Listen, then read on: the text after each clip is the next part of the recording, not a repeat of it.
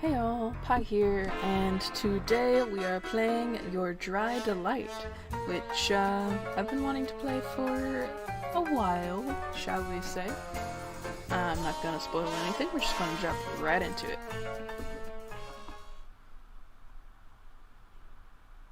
What a lovely night. What do you say we go get a drink? Boss, that's the 5th time you've used that joke today. Well, it's your fault for making such a hilarious face every time. Interesting.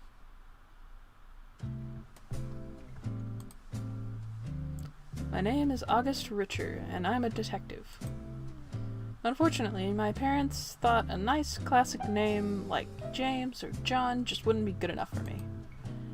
Everyone thought it'd be downright hilarious to call me July during my training, so I decided going by Richer would suit me just fine. Interesting.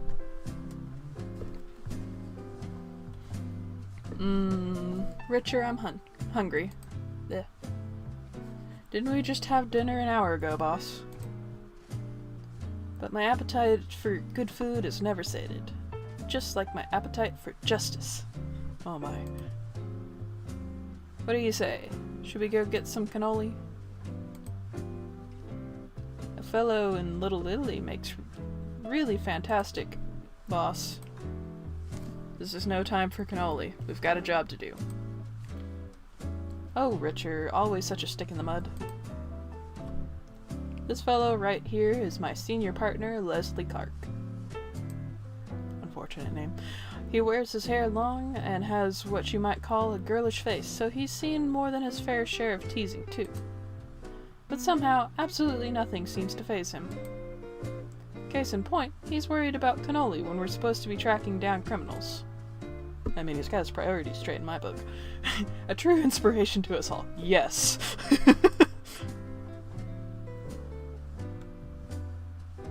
Alright, let's get down to business. To defeat the Huns. Can you tell I'm really looking forward to the Mulan movie? Run through the plan one last time, step by step. You're still new to solo assignment. Why did I struggle on that? So I want to make sure you've got all the details down pat. Or you've just forgotten them because you fell asleep during our last meeting. How's that? Ahem. Don't worry about it. Why is some of the text, highlighted and underlined? I don't know. I clear my throat, straighten my posture, and mentally pull up tonight's agenda. You and I are splitting up to gather information on Cleveland's illegal liquor business and enforce Volstead. What happens if... Oh, this is a learning game. I knew that. I'm heading to the speakeasy on Ness Avenue, and you're meeting with an FBI contact to scope out some warehouses. Leslie nods with his eyes closed, swiveling a little in his chair. Damn it, he'd better not be dozing off again. For tonight, my cover is Jack Vaughn, and I work for the city government. Yes, so you can say your job is helping civilians, and it'll be technically true, because you're terrible at lying. Why'd you get into this line of work again? I heard the agency needed detectives who didn't spend their payroll hours hunting for food. Richer, how cruel! With a theatric gasp, Leslie spins rapidly around in his office chair, like my dry remark just sent him into orbit. I don't know if you guys noticed that little sound effect there. It made me happy. Sometimes I wonder about what bizarre twist of fate landed us together. Hurtful remarks aside, it sounds like you're all prepared. We'll meet back here tomorrow morning to trade reports, drink coffee, eat donuts. Is it my imagination or is he drilling a little? And decide our next plan of action, of course. Understood? Loud and clear, boss. Food is important. Everything else is secondary. I give him a lazy salute before turning towards the door, smoothing out my vest. Richer. Please be careful. Oh, he cares. Watch yourself, stay alert, and don't do anything I wouldn't do.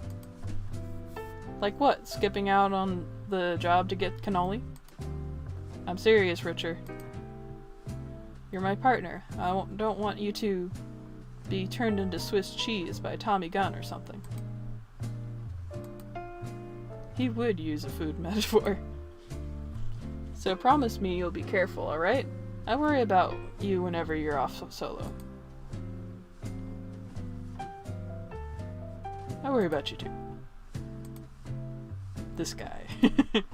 Doesn't he realize it goes both ways? With a small sigh, I rub the back of my neck with a hand, unsure how to phrase what I want to say. I worry about you too, Leslie. Not like I can help it, since you send yourself on sketchy jobs all the time. It's like you're just looking to be iced. Leslie blinks at me, as if he's never even considered my concern to be a possibility. You're my boss. I care about my boss. He pays me. Really? That's very sweet of you to say, Richer. He sniffles, clutching a hand to his collar. That's the last time I'll be nice to you. Damn it, maybe I should have just kept my mouth shut. I mean, you don't need to get all... But if you're so worried about me, why don't you pick up tomorrow's breakfast? We old geezers do need to sleep in sometimes. Unless there's anything else important, boss, I'm going to head out. Alright. Leslie pushes himself up from his chair, stepping over to get to the door for me.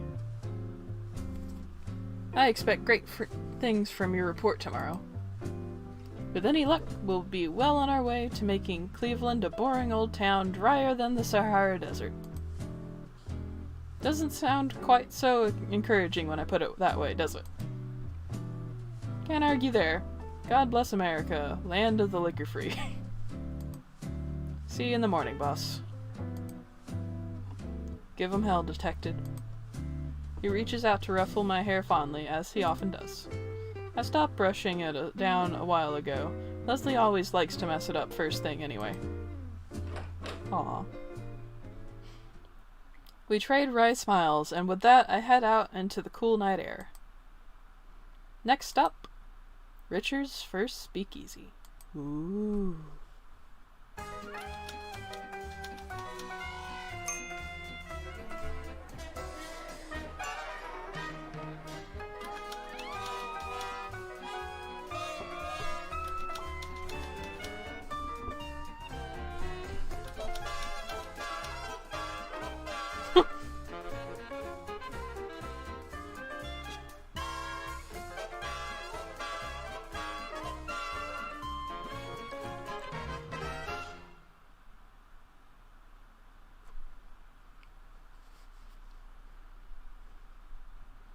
Password. A gruff voice whispers to me through a slot in the door. The basement of this dingy restaurant echoes with the muffled sounds of swing music, like it's haunted by some ghostly jazz band.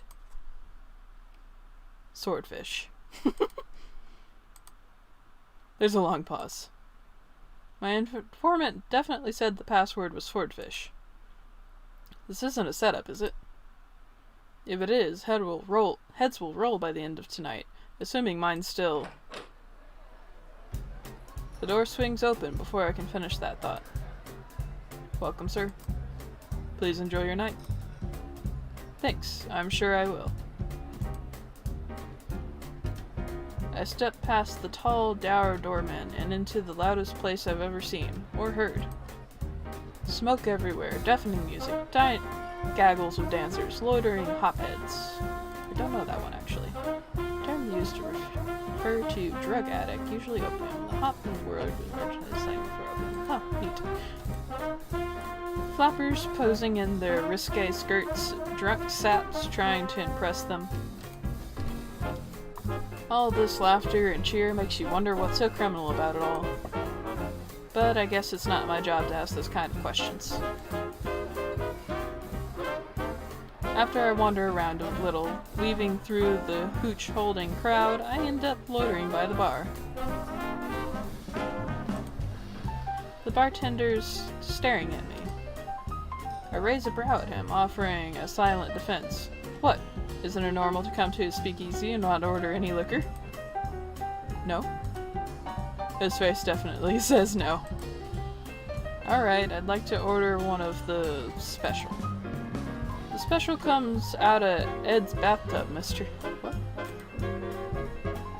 Many people bottle their own liquid. They often use their bathtubs in order to water down a homemade fermented alcohol. Sinks were usually too small to fit bottles. The resulting bathtub gin was usually disgusting. Bartenders and speakeasies often masked the taste by making cocktails, which became particularly trendy in the 20s as a result. Ah, neat. The bartender bellows out a laugh when I freeze in horror. Oh boy, don't worry. Adds to the taste. I sure bet it does. Still laughing, he uncorks the bottle and pours me a glass of clear liquor, stuffing a lime slice onto the rim. It's like putting a fancy bow on a pile of horse crap, but I guess I should appreciate the effort. I lit the glass, taking a cautious sip. Spit. I slammed my drink all over the man next to me. Hey, what's the big idea, you yuts? Sorry. Jesus, that's bad. What does Ed do in his bathtub? You don't want to know. Actually, I don't want to answer that. Correct. As I hold my glass of God knows what and lean back against the bar, my gaze wanders around the crowded parlor. The informant said this place is a key part of Cleveland's liquor business. Apparently it's owned by mobster types. And now that I think about it, those guys over there look a little rough around the edges. They're not drinking or dancing, just watching the patrons. I casually scoot down the bar, getting close enough to overhear their conversation. It's so loud in here, I can't make out what they're saying, but I manage to catch a few words. Damn Italians, our turf. Them and the cops. Did I hear that right? They aren't part of the Italian mob. I wonder who owns this place then. It must be a different gang. Some kind of deal. That'll work. Risky. I strain my ears as much as I can, sensing the conversation's about to get even more interesting. Just one or two hints, maybe a name. Come on.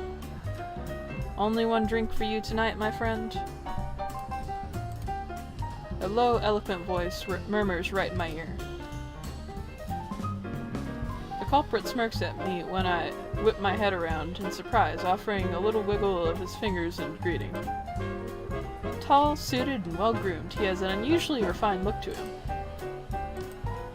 Is he offering to buy me a drink? Is there any better stuff? I could manage another drink, but not one of whatever this is. I jerk my chin towards the mild rat poison in my glass. You don't like it, really? I've been told that's one of the best drinks here. One or two more, and I promise it'll start growing on you. No, really, I like my tongue too much to put it through that. More of Satan's mouthwash. My dry comment makes the stranger chuckle, and he flashes me a wink. Oh, so that's the problem. Well, never fear. I'll take good care of that tongue of yours. What? What's that supposed to mean? Bartender, a fresh drink for the delicate-tongued gentleman. And the usual for myself.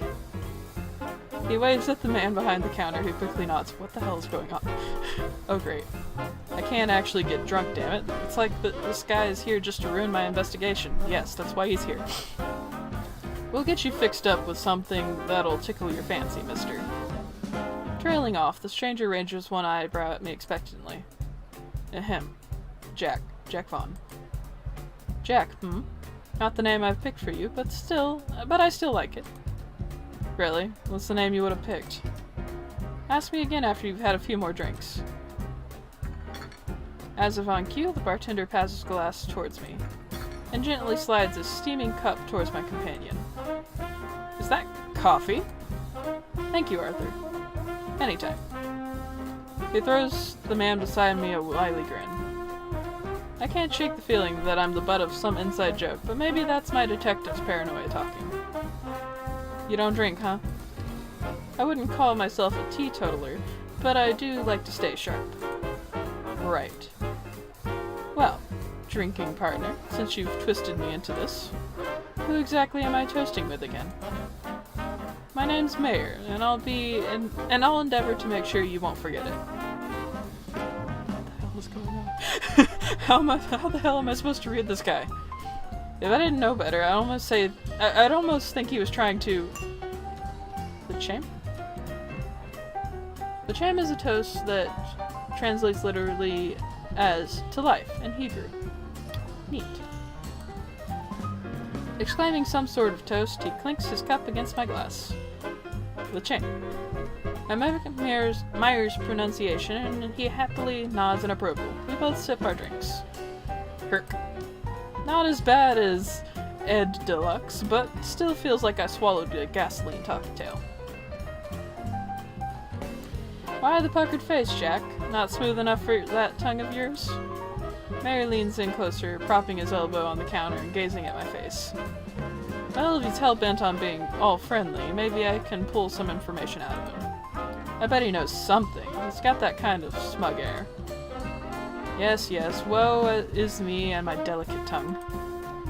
Really, where do they get this stuff? Is it all home brewed? Surely there's a big cellar. Of course, they're the biggest cellar in town, no less. So he does know. I just have to. But more importantly, why don't you tell me a little more about yourself? A lot more. I promise you I won't mind. Alright, play it cool, Richard. I can't rush this or he'll catch on. I'm nobody special, really. I help keep civilians safe, serve the city, and all that. His smirk deepens for some reason. Just another average fella here, here to relax after a hard day's work. Hoping to take the edge off. Are you just gonna sit there at me all night, or what? Well, I don't mean to be rude, but I have a sneaking suspicion that you're lying.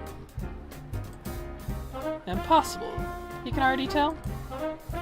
Was Leslie right? Am I really that bad at this? Why don't you be honest with me, Jack? Be honest with you. I'm not... Mayor leans even more, this time snaking an arm around my shoulders and pulling me in close. I swallow, trying to keep a hold of myself as his lips brush against my ear. He can't know. There's no way he knows. You're really a Simcha, aren't you? A Simcha? Confused, I steal a side glance at Mayor, and his eyes glimmer back at me mischievously. A pimp, of course. What? Right? Oh, you can't fool me with that act, Jack. I saw you looking around earlier for any attractive girls, subtle as a train wreck. Lord have mercy. If I have to pretend to be a pimp, I think I'll just run out the door instead. A little laugh spills out of Mayor before he can bite it back.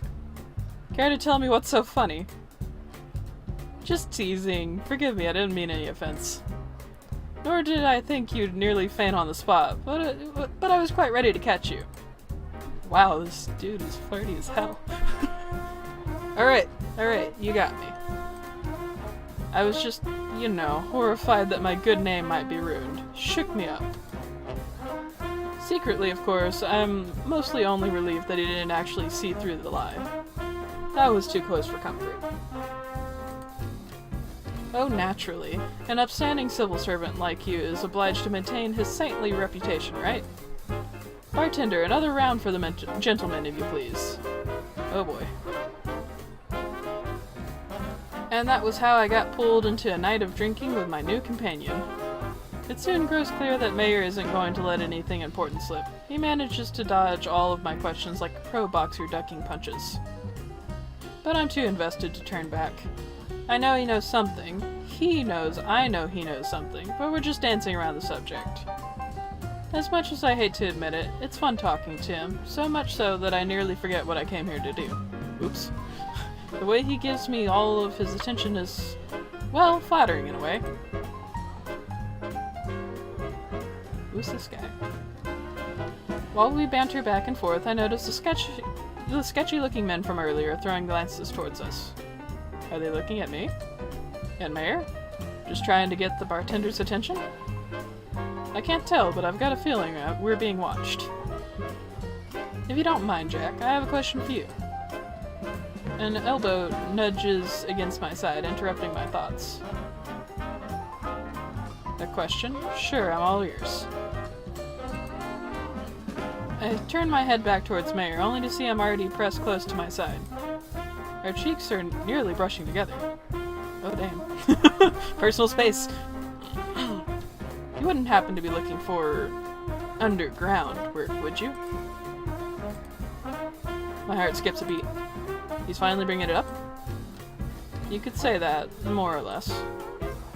Well, in that case, how about we make a deal? I'll trade you a little business information in exchange for something on your end. He whispers conspiratorially to me, lips curled in an upward sly, daring smirk. Something, huh? What kind of something are we talking about here? Very important, ask for the details before you agree to a deal. I'm glad you asked. His breath lightly tickles my cheek. For a second, my focus gets a little hazy. All I can see are those sparkling green eyes. Okay. My mind races through all the things he might want from me. Things I normally never think of until... Bring me a cassetta cake.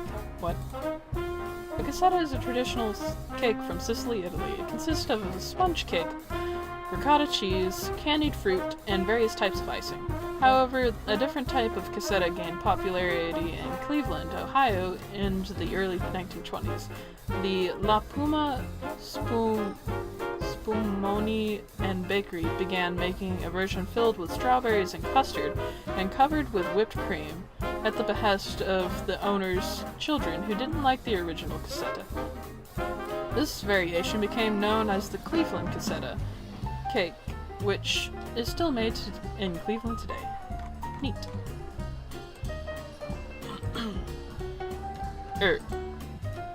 A cassetta cake, the type from Frank's Bakery on the east side. Almost certainly not kosher, but I won't tell if you don't. I've heard they changed the recipe to something simply amazing, but let's just say I'm not very welcome in that neighborhood. Not exactly what offer I was expecting. A cake. Right. I'll think about it, no promises. Playing coy, are we? Very well. I see how it is. He exhales a small laugh that brushes my skin again, sending a little tingle down the nape of my neck.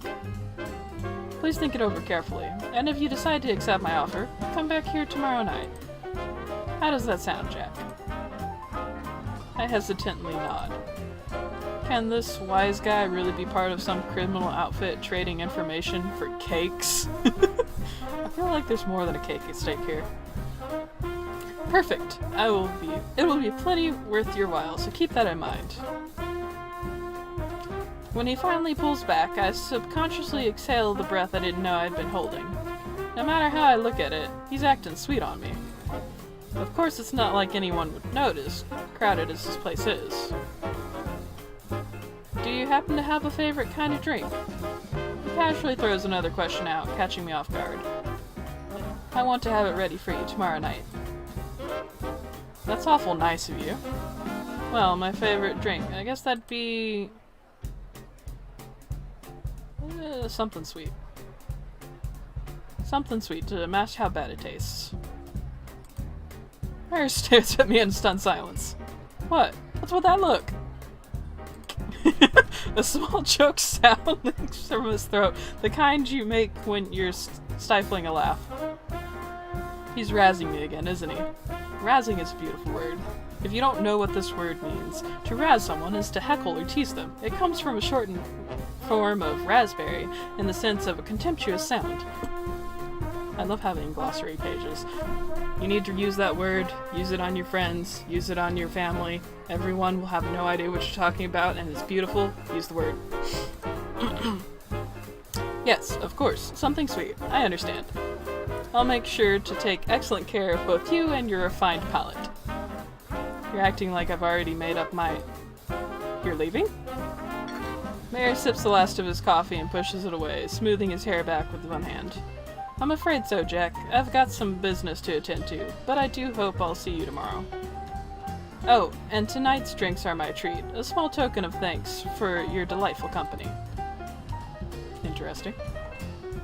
With a last knowing wink, Mayor steps away from the counter and slips into the crowd, mingling with the drunken sea. He left so suddenly. I wonder what business he's attending to. Well, never mind. I guess that concludes tonight's investigation. What a ride. I leave the speakeasy unsure whether Mayor pulled one over on me, or if I actually pulled one over on him. No, it's definitely the former. He's sure something, that Mayor. No one ever swept me into their pay so fast before. I can almost still feel the warmth of his breath on my skin. Just the drink talking. Just the drink. And with that poor attempt to reassure myself, I stuff my hands in my pockets and begin the sobering walk home.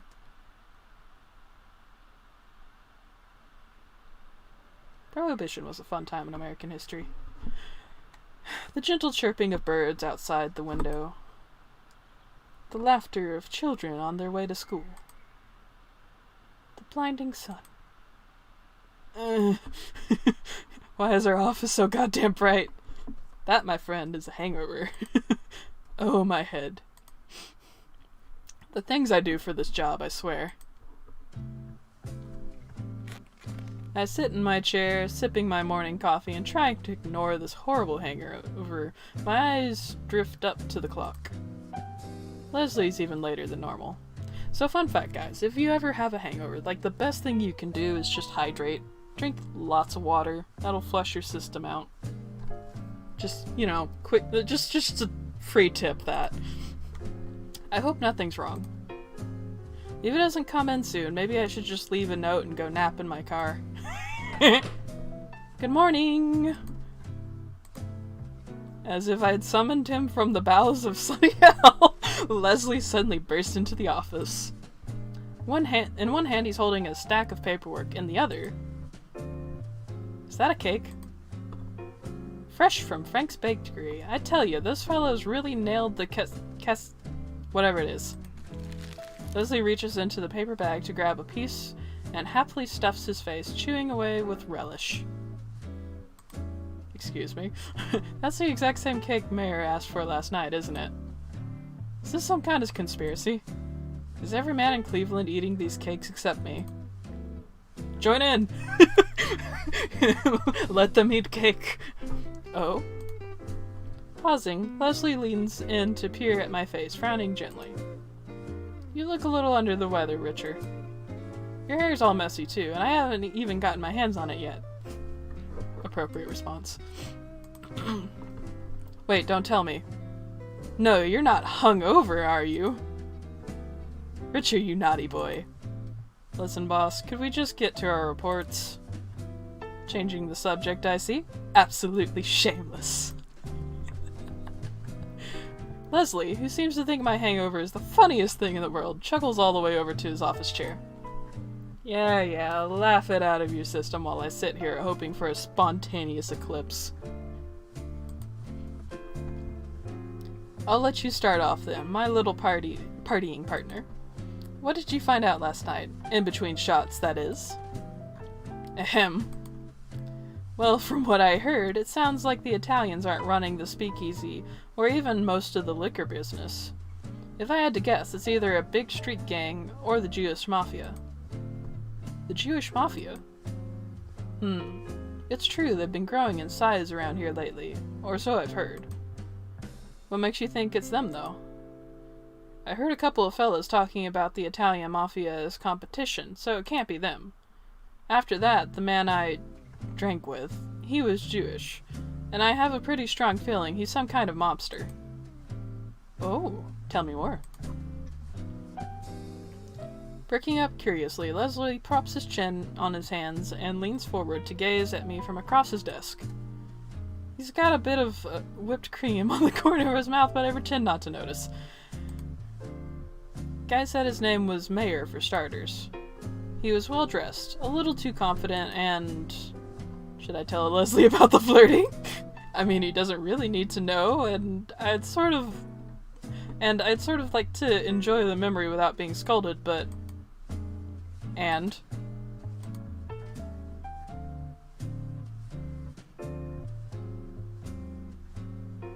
Full disclosure. He may have been flirting with me. He what? He raised his voice incredulously, jaw dropping. Well, could have just been that I misread things, but... The nerve! Unacceptable! Leslie pushes out of his chair and begins to pace around the office. I can't tell if he's genuinely angry or just fussing like he normally does. How dare he? Flirting with my junior partner! Really? That's the issue you have with it? Poor small defenseless little Richard at the mercy of some cruel gangster. If only I'd been there. I'm bigger than you, boss. This mayor had better watch out. Mark my boss. He freezes when I call out to him in frustration. Well, when he gives me that innocent, did I do something wrong expression, I can't really stay annoyed, can I? Would you just please sit down so I can finish my report?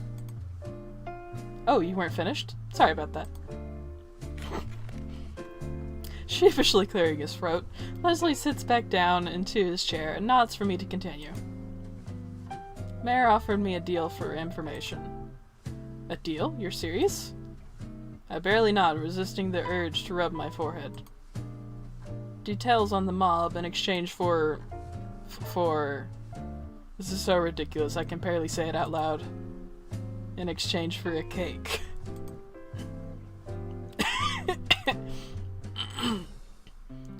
Oh, come on, Richard, tell me what he actually wanted.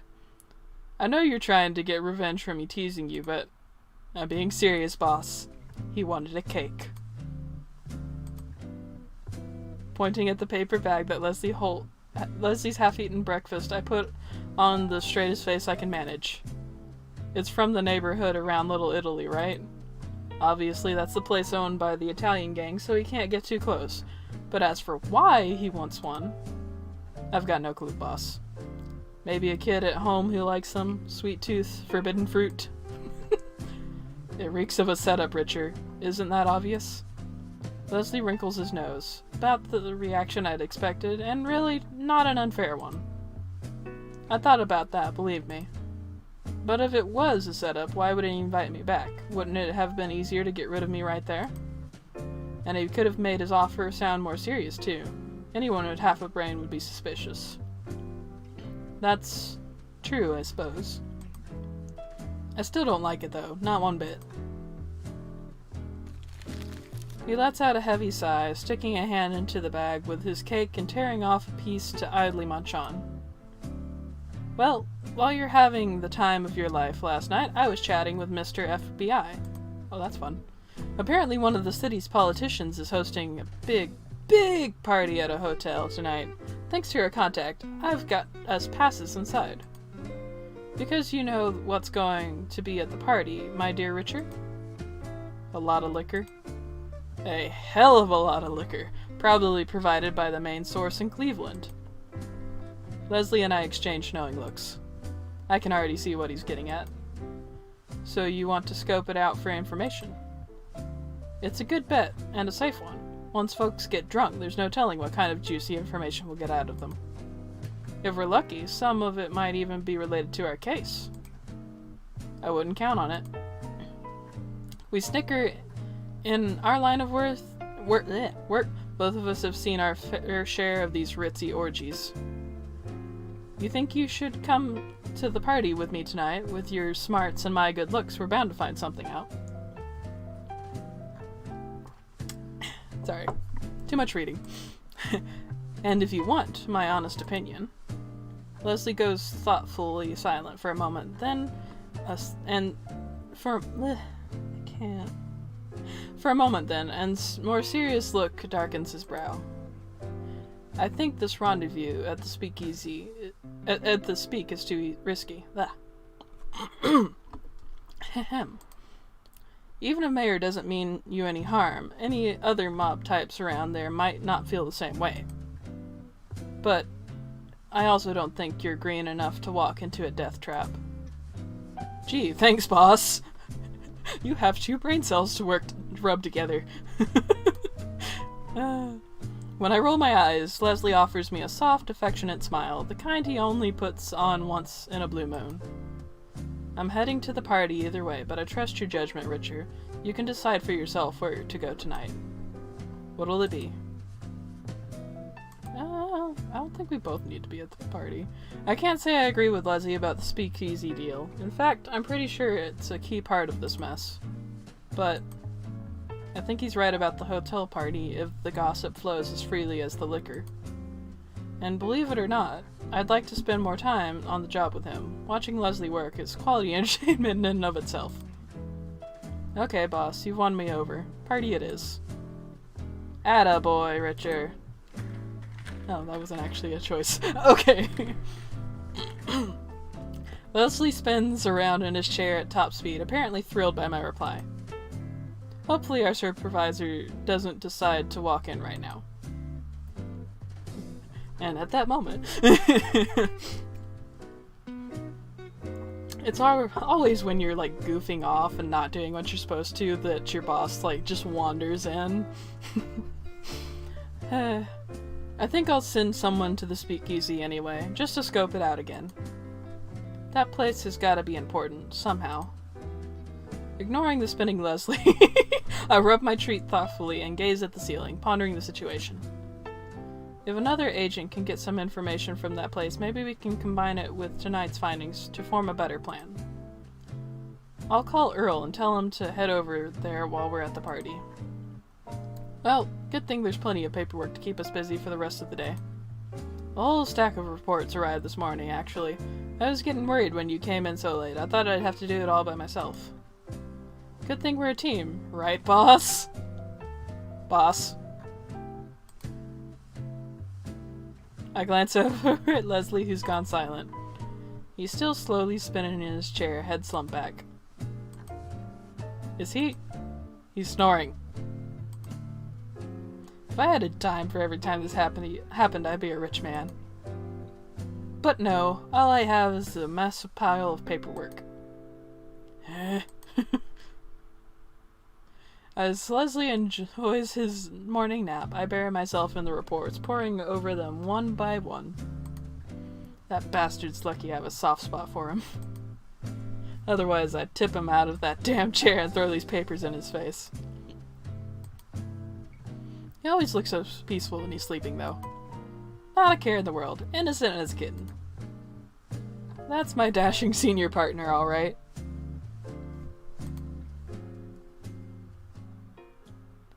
As evening finally rolls around, I manage to finish up the paperwork.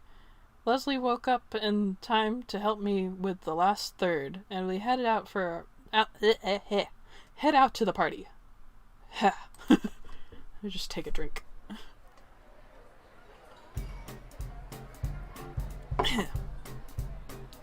Our taxi takes us to a lavish hotel, an appropriate place for a fancy gala like tonight's. When we get to the crowded parlor, Leslie and I decide to split up, so I'm left alone with a smattering of chatty guests dressed to the nines. I wander around for a while, trying to keep my distance while attempting to spot anyone of note, but it's too crowded for my strategy to work. I'm going to have to get in the thick of it, aren't I? Working at these events is always a nightmare.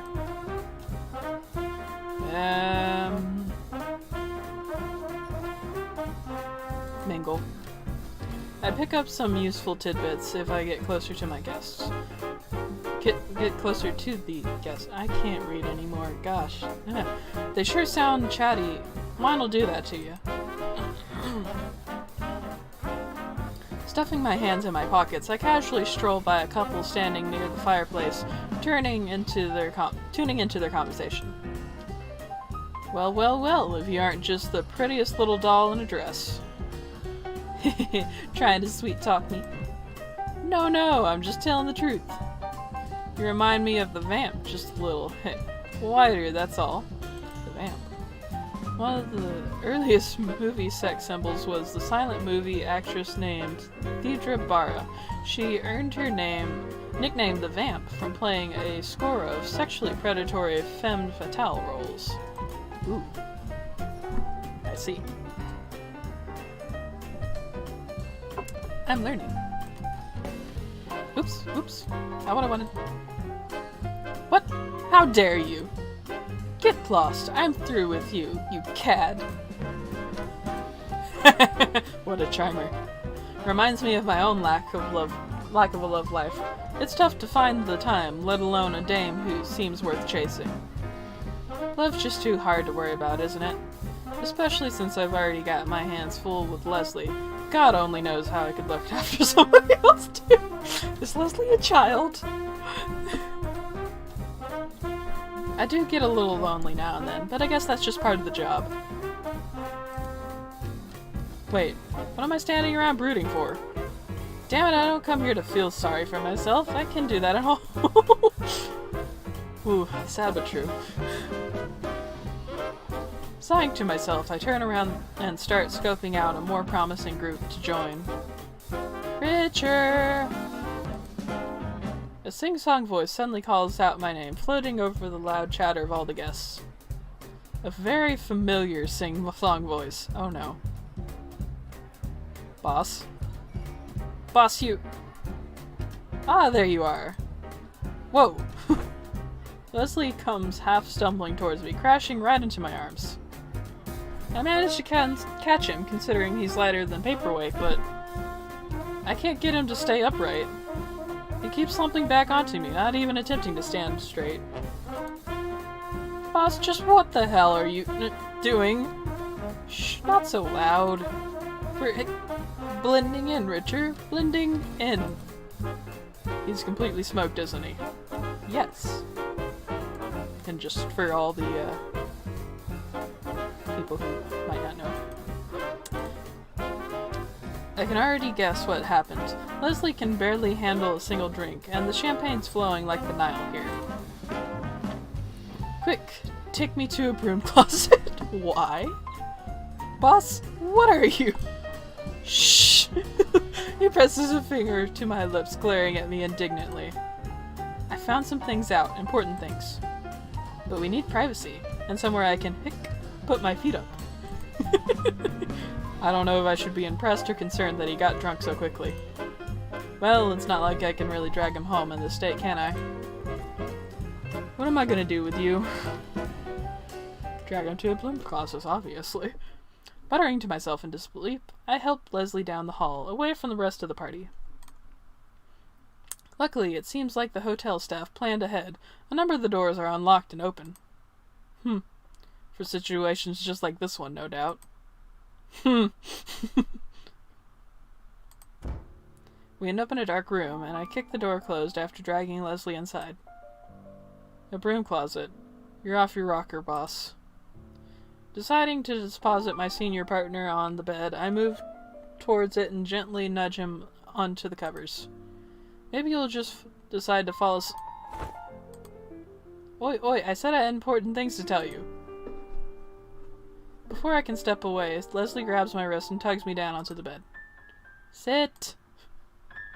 What, is this some kind of impromptu meeting?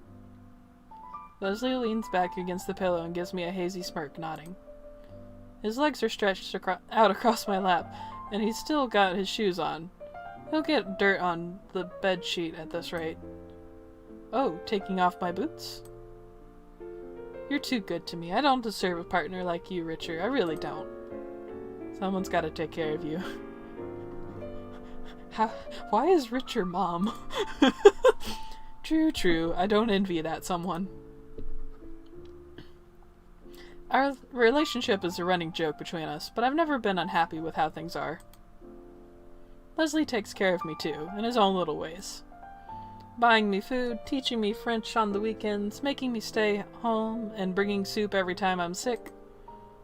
Whenever I need him, he's always there. Good boss.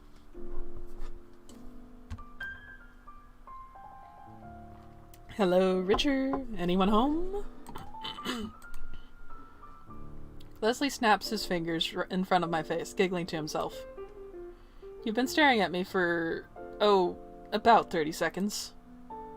That's because I was thinking about what a big fat hypocrite you are. Hippogriff. Yes. Half bird, half lion. Hypocrite? Me? I might be right about that. I'm wrong about that even. I don't know.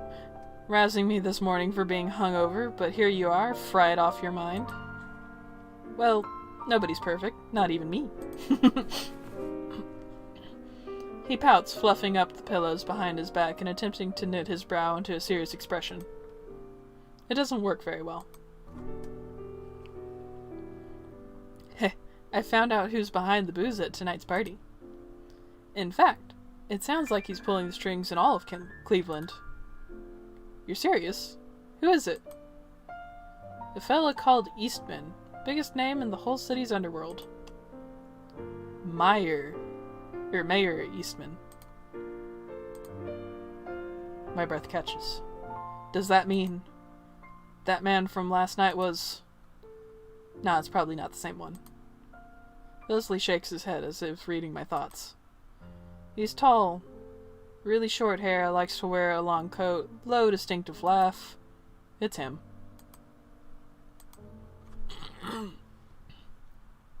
We stare at each other for several seconds, unsure what to make of this revelation. I can't believe I was actually drinking with a mob boss last night, let alone one who propositioned me for cake. He's a little eccentric, you know. But what surprised me most is... he wasn't a bad guy. How's that? Leslie blinks when I unconsciously mutter my thoughts aloud. Mayor. He wasn't rude or intimidating, and he sure as hell didn't try to throw his weight around like you'd think. I guess I'm just thrown off by how normal he seemed. Like a regular Joe, not somebody in the mafia. Rather than poking fun at me, Leslie gently nods, exhaling quite a quiet sigh. Apparently he's pretty well liked around here. Doesn't usually resort to violence either.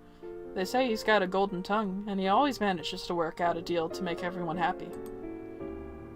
I don't know how much of it's true, but if it is, then the recent fights around Little Italy would make more sense. You mean the crazy reports we've gotten recently? The very same. The Italian gangs are probably trying to regain the turf they've lost. He's right.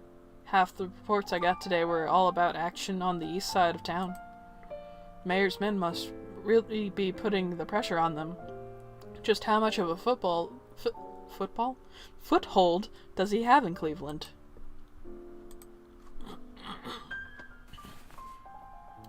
Leslie rolls over on the bed, a glum shadow settling on his normally bright features.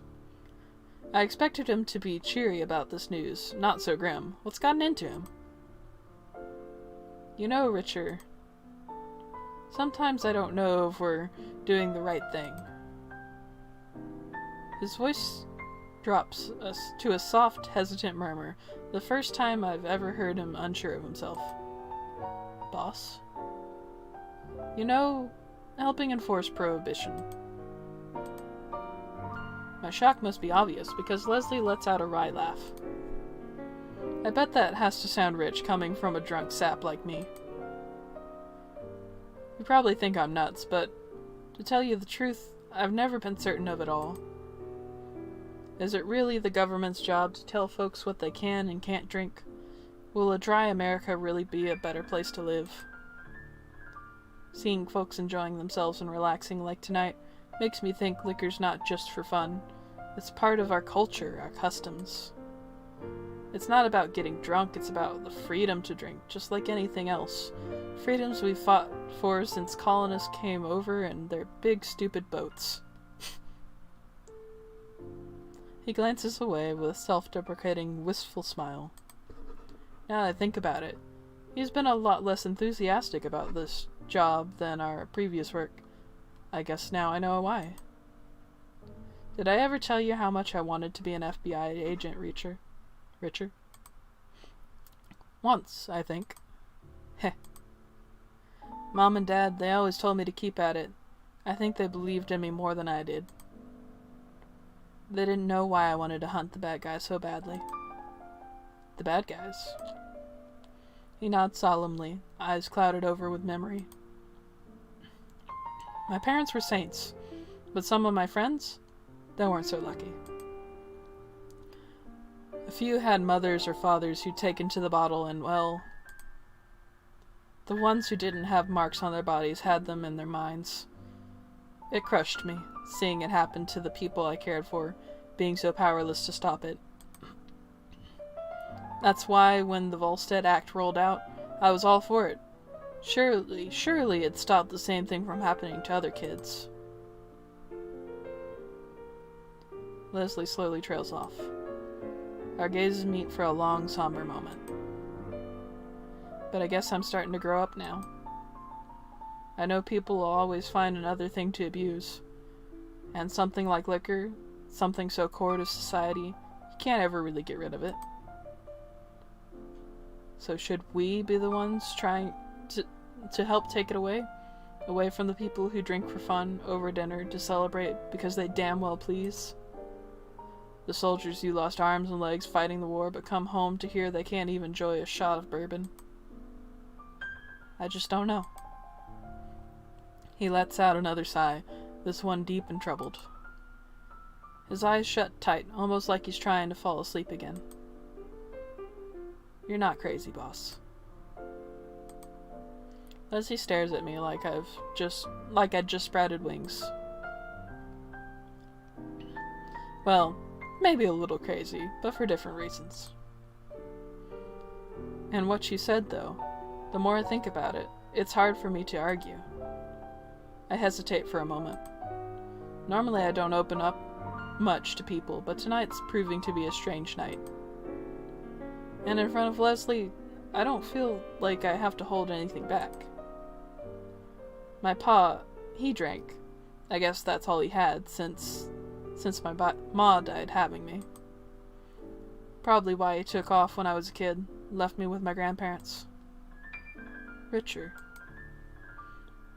Leslie's fingers reached out to brush my sleeve, lightly squeezing the fabric.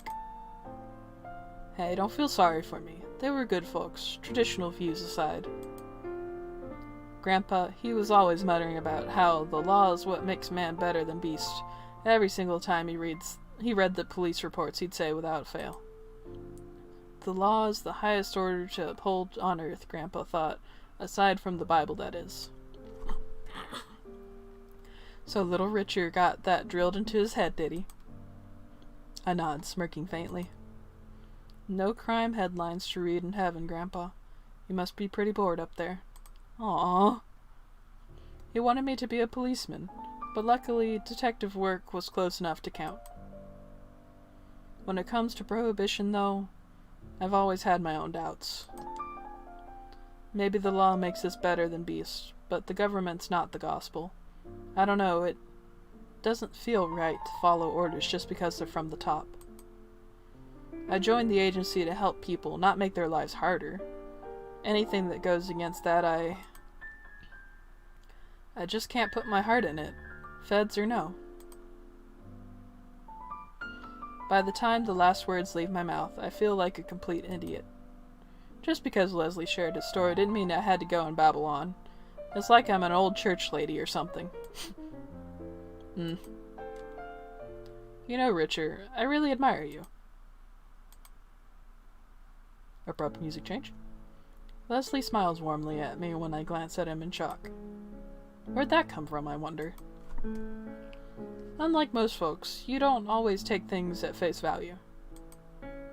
You stop and think, You feel instead of judging. Maybe you should be the senior partner. Then I'd feel better about relying on you so much. I think you've got it wrong, boss. I'm just a regular old... No, there's nothing regular about you. Not to me, anyway. No, you're a special breed of fantastic. Aw. Compliments. He doesn't normally give me these genuine compliments. How the hell am I supposed to respond to that? I admire you too, boss. What I mean is Oh? Please do tell me more. Well, now I've gone and done it. I can tell he's not gonna let me get away with that one, so I'd better come up with something quick. I guess I really admire...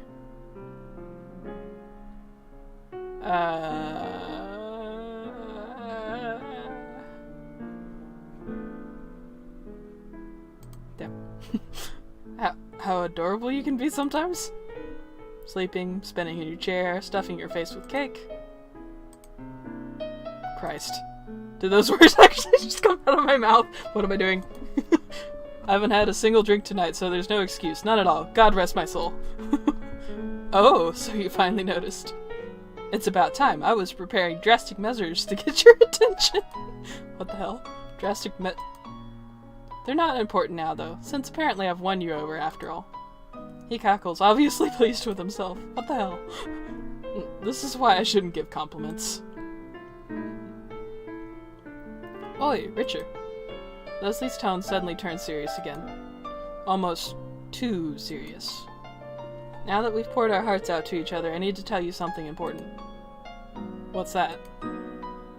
Well, I'm not just gonna bellow it out. It's a secret. Lean down.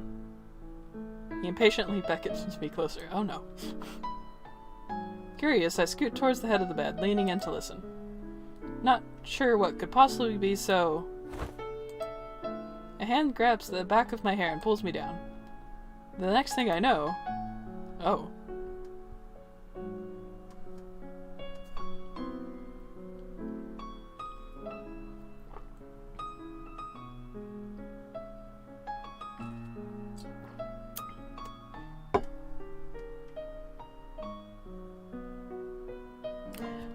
Leslie's soft lips are pressed against mine. The boss is... This can't be happening. Did I fall asleep? Leslie holds the kiss for a little longer, fingers tightly curled in my hair. But after a few seconds, he lets go. Well, that's awkward. I quickly pull back, touching a hand to my lips. A mortified look of horror instantly crosses Leslie's face. Yeah, 'cause, y'all could both be killed for that. Legally. I don't think he realized what he was doing either. Richard, I'm so sorry, I didn't mean to. The booze, He covers his face with his hands, peeking at me through his fingers. It's like he thinks I'm gonna start shouting at him. What, am I that scary? One kiss doesn't hurt anybody, does it? After a moment of hesitation, I lean closer to Leslie, gently pulling his hands away from his face. He's so wide-eyed and embarrassed. I better savor this look, because he doesn't wear it often. Just between you and me, boss. I've been wanting to do this for a long time. Richard. Oh. There we go again. This time I'm the one who kisses Leslie, pressing him into the bed. His hands lift back to my hair, fingers grabbing and pulling, a lot rougher than his normal ruffles, that's for sure. I'm not acting out the noises, guys. Nope. Just imagine it in your minds. He lets out a soft whimper when I nip and suckle his bottom lip, playfully tugging at it with my teeth. We share a string of light kisses, but I can't keep myself from teasing my tongue into his mouth, savoring his little mules of delight. I'm in a daze myself. We've always had a close relationship, me and Leslie, but neither of us ever dared to push beyond that unspoken line. But as I cover Leslie's lips with kisses, finally embracing him the way I've always dreamed of doing, I can't deny how satisfying it feels. I care so much for him, more than anything or anyone else. Boss, partner, friend, does it really matter? He's here with me, he wants me, and that's all I can bring myself to care about. My lips pressed together harder, forcing me to steal breaths between Leslie's needy kisses. He's really getting into it. Is that his thyroid? Nope. I swear, he's so unfairly adorable that I can't help myself. I don't know if he was drunk. If I didn't know he was drunk, I don't think I'd be able to keep my hands off him. Yeah, don't put hands on the drunk person. That's bad.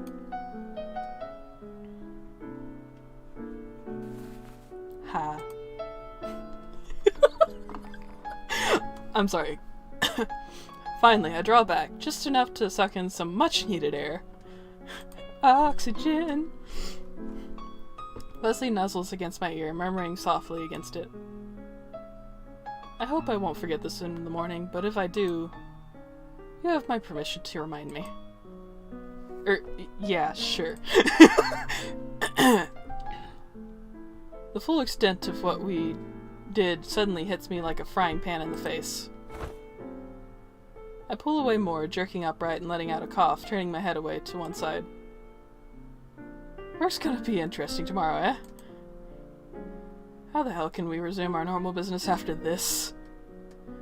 I sure hope he didn't just make the dumbest... I sure hope I didn't just make the dumbest mistake of my life. Maybe we should, leave the hotel and head home. It's getting pretty late, don't you think, boss? I still glance back over at Leslie, unsure how he'll respond. It just slowly rises and falls. Quiet breaths flutter out from his parted lips. Yep. You'd think I would have seen that one coming. With a sigh, I slide off onto the floor, leaning back against the side of the bed. Guess I'll keep vigil and mull things over until Leslie wakes up. Thanks to his... I can't exactly fall asleep right now.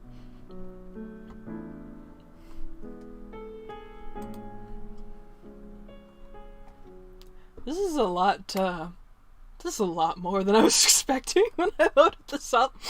It said on the tin it was about the Prohibition, so I was all down for that. And then this. Oh boy. Whew. Well, that's where we're gonna call it for today. That was way more than I was expecting. That is way more than I was expecting. So next time we'll jump back in. We'll see where this goes. Thank you guys for watching. Sorry for my voice dying in the middle. I have been recording for entirely too long now. I need more tea in my system, or my voice is going to die entirely. Yeah, thank you guys. Hope to see you again next time.